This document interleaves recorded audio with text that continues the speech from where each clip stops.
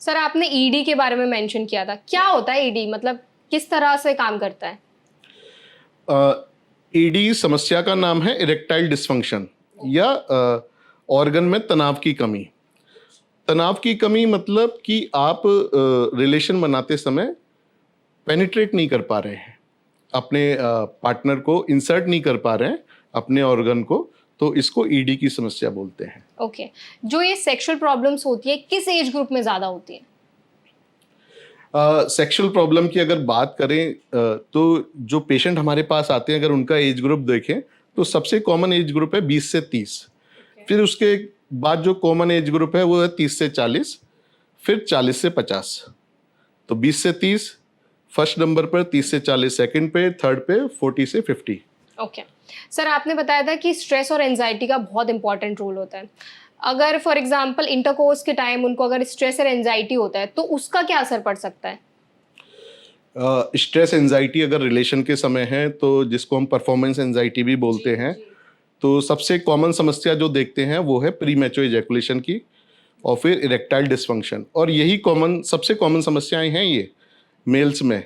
Sexual problem, pre mature ejaculation, erectile dysfunction and performance anxiety, ये दोनों ही problem करती है। ओके और अगर किसी को for example pre mature ejaculation की प्रॉब्लम बहुत ज़्यादा फ्रिक्वेंटली फेस कर रहे हैं तो उनको क्या करना चाहिए? कुछ ऐसे टिप्स हैं जो वो फॉलो कर सकते हैं?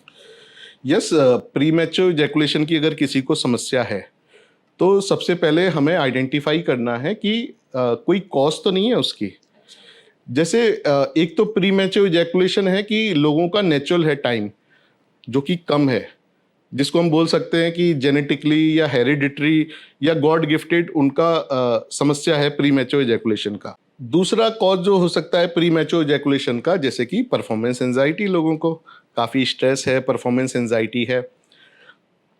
जैसे मैंने बात करा परफॉर्मेंस एंजाइटी की, तो क्या होता है कि लोग जॉब वगैरह कर रहे हैं आजकल काफ़ी, तो जो जॉब की चीज़ है वो रिलेशन बनाते समय सोच रहे होते हैं और जब जॉब पे जाते हैं तो रिलेशन के बारे में सोच रहे होते हैं।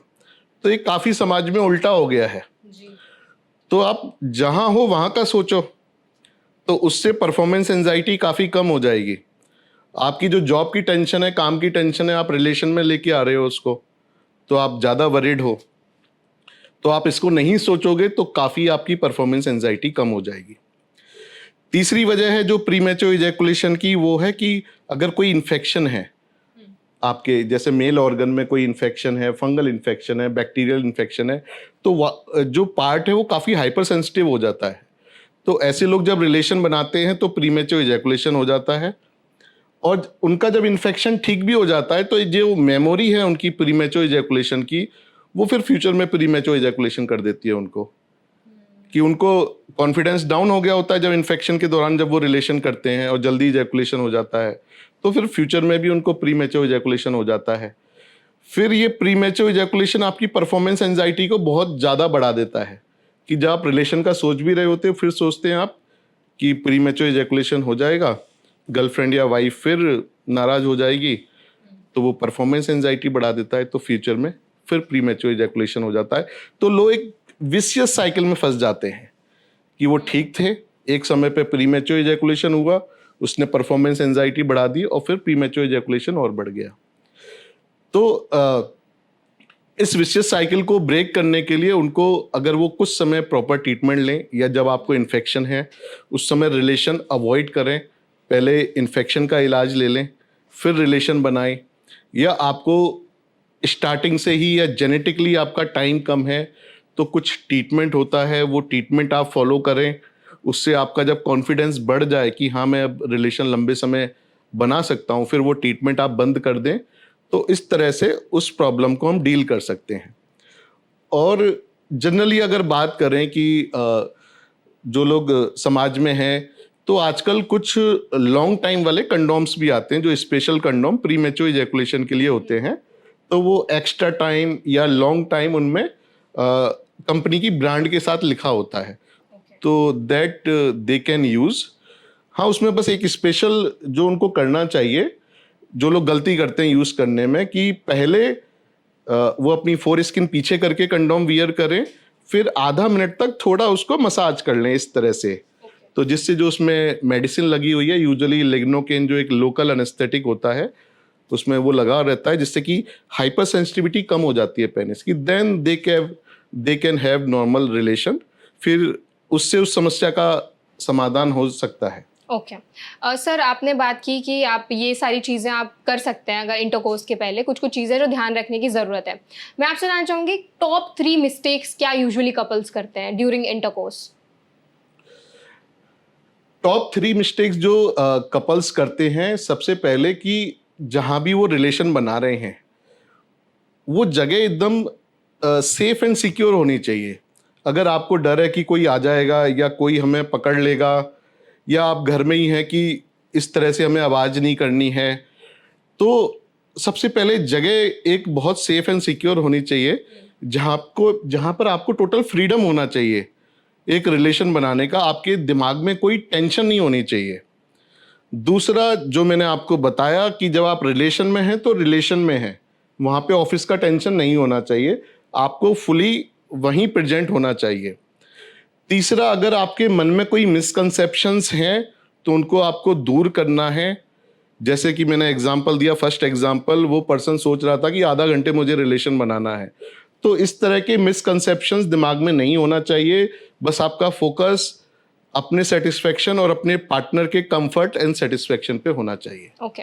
आपको लगता है कि लो टेस्टोस्टेरोन जो का लेवल भी आपके सेक्सुअल हेल्थ को इम्पैक्ट कर सकता है, सेक्सुअल ड्राइव को एक्चुअली इम्पैक्ट कर सकता है? यस। तो जो टेस्टोस्टेरोन आपने नाम लिया, ये एक मेल हार्मोन है जो कि हमारे सेक्सुअल ऑर्गन के डेवलप होने पे और जो हमारी सेक्सुअल डिज़ायर है और स्पर्म प्रोडक्शन है उसको अफेक्ट करता है। तो अगर इसके लेवल बॉडी में कम है तो ये सेक्सुअल डिज़ायर को कम करता है, और अगर लेवल कम है तो किसी को भी, जो इम्पोर्टेंट चीज़ है, अपने से कोई भी टेस्टोस्टेरोन सप्लीमेंट नहीं लेना है।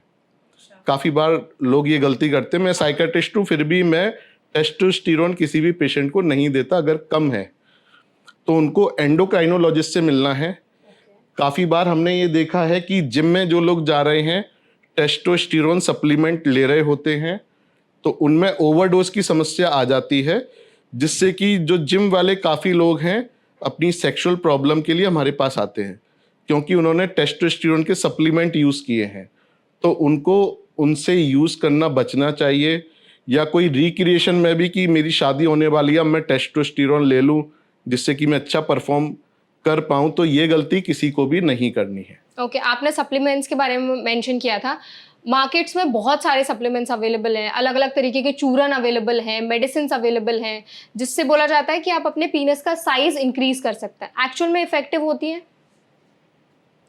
ये तो बड़ा फनी चीज़ है कि कोई आप चीज़ खा के और पेनिस का साइज इंक्रीज कर लेंगे। आपको आपने सेलिब्रिटीज़ देखी हैं, कोई अपनी नोज़ की सर्जरी कराता है, किसी का छोटा नोज़ है तो वो बड़ा कर लेता है, तो उसके लिए वो सर्जरी कराते हैं ना। अगर मैं किसी पर्सन के पास जाऊं कि किसी सेलिब्रिटी के पास, मैडम ये आप खाइए, कैप्सूल्स हैं, बहुत अच्छे कैप्सूल्स हैं, आप खाइए और इससे आपकी नोज़ बढ़ जाएगी, ब्यूटीफुल हो जाएगी नोज़, तो will you believe it? I will not. नहीं बिलीव करेंगे ना। तो ये सिंपल मेरी फिंगर है, कोई मुझे दे कि सर ये कैप्सूल खाइए आपकी फिंगर 1 इंच लंबी हो जाएगी, तो नहीं होगी ना लंबी। कि ये एक ऑर्गन है, कि ये कोई गिलास है, मैं इसमें कोई चीज़ डाल दूं ये गिलास बड़ा हो जाएगा, नहीं होगा। उसके लिए प्रॉपर सर्जरी की ज़रूरत है। और ऐसे कोई भी चूरन, चटनी या कैप्सूल खाने से पेनिस का साइज नहीं बढ़ता। इवन मेरी मसल्स हैं, तो मैं कोई भी कैप्सूल खाऊंगा तो उसका साइज नहीं बढ़ेगा। अगर मैं एक्सरसाइज करूंगा, कुछ सप्लीमेंट लूंगा, जब जरूर साइज बढ़ सकता है, लेकिन केवल कैप्सूल खाने से नहीं बढ़ता। तो ये मिसकंसेप्शन समाज में काफ़ी है। इवन आप कोई भी वेबसाइट सर्फ करें तो आपको ऐसे ऐड दिखाई देते हैं कि आप कैप्सूल खाइए और आपका साइज बढ़ जाएगा। और जो हम लोग डॉक्टर पॉपुलेशन है उसके लिए तो ये बड़ी फनी ऐड होते हैं कि यार ये क्या चल रहा है। और ऐसे लोगों को बेवकूफ़ बना रहे हैं बेसिकली, और बहुत बड़ा बिजनेस है इसके पीछे। क्योंकि जैसे मैंने बताया कि सेक्सुअल प्रॉब्लम गुप्त प्रॉब्लम है, लोग डिस्कस नहीं कर सकते। इवन अब जैसे मैं एक डॉक्टर हूँ, तो मेरी फैमिली में किसी को भी XYZ प्रॉब्लम होती है तो लोग पहले किसी भी डॉक्टर के पास जाने से पहले वो मेरे पास आते हैं कि भैया ये प्रॉब्लम हो रही है, क्या करें। हालांकि मैं साइकेट्रिस्ट हूँ, फिर भी उनको पेट की समस्या होगी, हार्ट की समस्या होगी, दिमाग की होगी, फिर भी वो मेरे पास पूछते हैं एक बार कि भैया ये वाली समस्या है कि अब मेरा ये इलाज चल रहा है, आप एक बार देख लीजिए ठीक तो है। क्योंकि ऐसे साइकेट्रिस्ट हम लोगों ने भी MBBS किया है, तो हम लोग पूरे फैमिली मेंबर्स को गाइड कर देते हैं। लेकिन इतना बड़ा परिवार होते हुए भी और सेक्सुअल प्रॉब्लम करीब 30% पॉपुलेशन में है, मेरे परिवार में से कोई भी एक पर्सन सेक्सुअल प्रॉब्लम के लिए नहीं आया।